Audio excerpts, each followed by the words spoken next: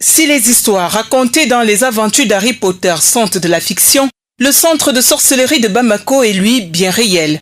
Cette école, qui est la première du genre au Mali, vise à pratiquer et enseigner la sorcellerie à qui voudrait le faire sans aucun tabou ni aucune restriction.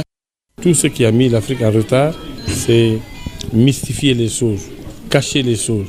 Donc il faut démystifier et transmettre ces secrets. Voilà ce qui m'a donné l'idée de construire ça et que tous les grands sorciers de l'Afrique vont se retrouver ici pour transmettre les secrets aux futures générations.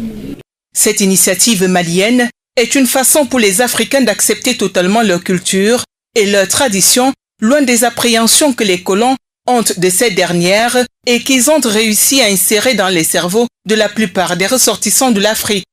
Ce que je sais, c'est que la culture africaine et traditionnelle africaine devrait être de mise en ce moment. Nous devrions nous y atteler pour essayer de rassembler les Africains à construire leur continent et à conjuguer le même verbe. Parce que ce qui est plus attrayant, c'est de ressentir que les Africains peuvent parler le même langage, surtout quand il s'agit de la culture, de la tradition.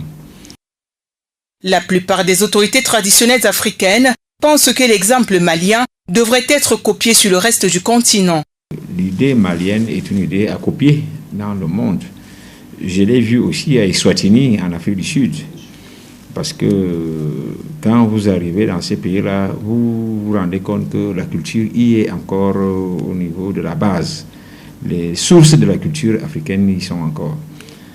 Selon le professeur Mamadou Babounian, célèbre marabout malien considéré comme le pape de la sorcellerie africaine et initiateur de ce projet, il est question, à travers ce centre, de libérer le potentiel magique de l'Afrique.